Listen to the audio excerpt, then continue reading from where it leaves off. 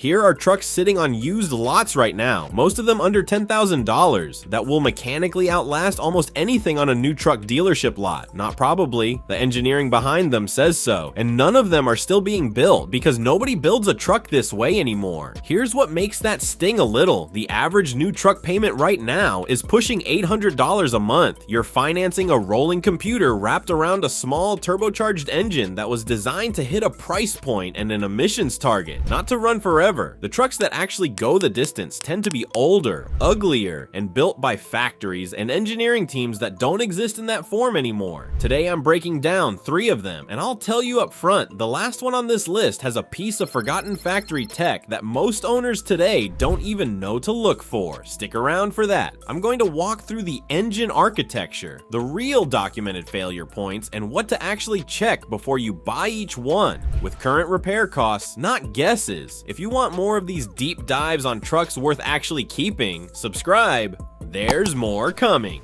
Number 3, the first generation Toyota Tundra, 2000 to 2006. Some of you already have opinions about this one. Hear the engine out first, because what's actually under the hood surprises a lot of people. The 4.7 liter V8 in this truck, Toyota's 2UZ-FE, isn't really a truck engine. The exact same block in the same displacement powered the Toyota Land Cruiser 100 series and the Lexus LX 470, a 6-figure luxury SUV from the same era. Toyota didn't build a cheap engine for its first full-size pickup and a separate premium one for Lexus. It put the Lexus engine in the truck. That's a big part of why independent shops that specialize in these trucks tend to see very high mileage on them with minimal internal repair. 300,000 plus miles with nothing beyond routine maintenance isn't unusual, and well-documented examples have gone considerably further. There's one maintenance item that gets misunderstood though, and it matters. This engine uses a timing belt, not a chain, and Toyota specifies replacement every 90,000 to 100,000 miles. A job involved enough that the radiator typically has to come out to reach it. That sounds like bad news, but it works out in the truck's favor. Because you're already that deep into the front of the engine, any competent shop is going to replace the water pump, hoses, and coolant in the same visit. So a scheduled belt job effectively forces a full cooling system refresh every 5 to 7 years, whether the owner planned for it or not. And heat is one of the biggest long-term killers of any gasoline engine. One correction worth making here, since it gets repeated inaccurately online. The 2UZ-FE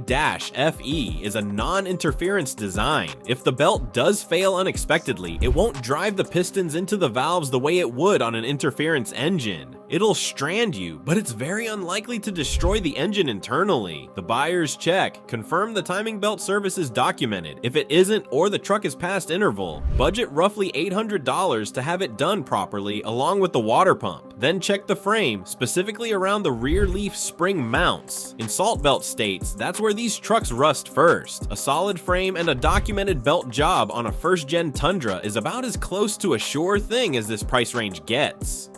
Clean examples are still out there under $12,000. Number 2, the OBS Ford F150 with the 4.9 liter inline 6.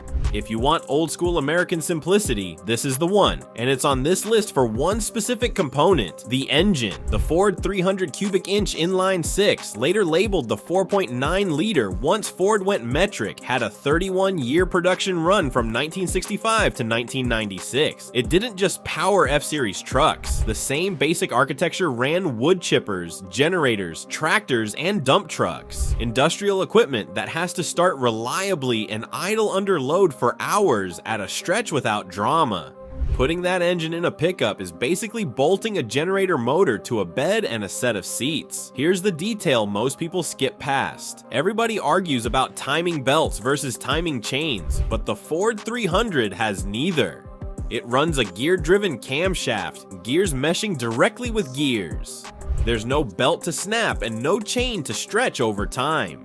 Combine that with a cast iron block and 7 main bearings, and you get about as close to indestructible as Ford ever built in a road-going engine. 300,000 miles is considered a normal outcome for a well-maintained example, and higher mileage isn't unheard of in documented cases. So what actually killed it? Not mechanical failure, emissions regulations. Ford retired the 300 after the 1996 model year because bringing it in line with the next round of emissions standards wasn't worth the investment for an aging design, and the redesigned 1997 F-150 moved to a completely different engine lineup. The engine itself wasn't the problem. The buyer's check get the inline 6, not the V8 options offered in these trucks. The 6 is the one with this specific reputation. On trucks with dual fuel tanks, verify the tank selector switch on the dash actually works, since it's a well-known point of failure and a nuisance to chase down later. And listen for a clunk over bumps. That's almost always radius arm bushings, a roughly $50 part and about an hour of labor. Budget $6,000 to $7,000 to buy a clean one, and another $2,000 or so to sort out the usual age-related wear items, and you end up with a truck that has no mechanical reason to ever leave you stranded. Number 1. The GMT 800 Chevrolet Silverado, 1999 to 2006. This is the one with the forgotten tech, but let's start with the engine, because it's the reason this generation belongs at the top of the list. The iron block 5.3 liter Vortec in these trucks is part of the LS engine family.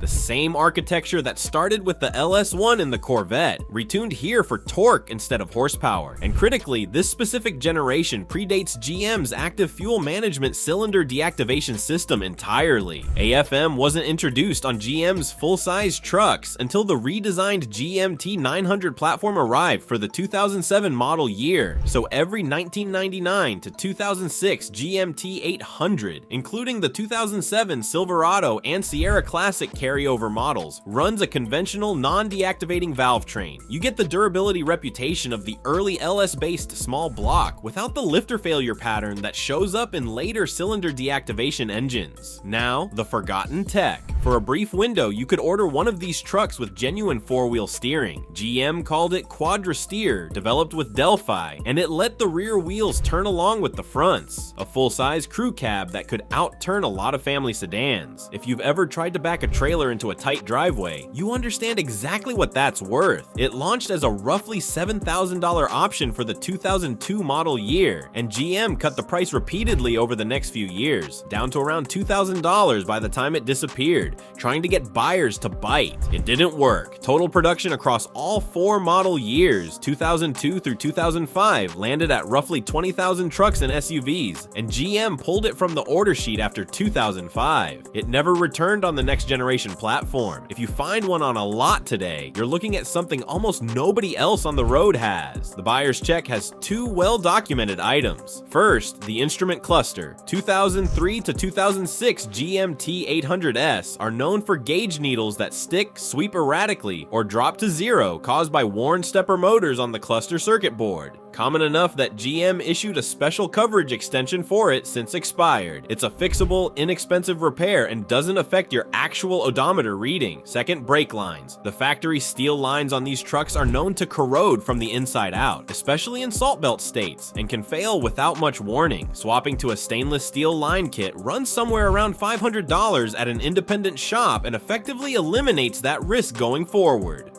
Clean GMT 800 Silverados are still out there in the $8,000 to $10,000 range. That's the list. An LS-based V8 with no deactivation hardware, a Lexus-grade V8 with 1 predictable maintenance interval, and a gear-driven Industrial 6 that Ford didn't kill. Emissions regulators did. So here's the real question. Are you going to keep financing something that's engineered to a price point and losing value the moment you drive it home? Or are you going to go find one of these while they're still sitting on a lot for less than a new truck's down payment? Let me know in the comments which one you'd actually daily drive. And if this kind of breakdown is useful, subscribe for the next one.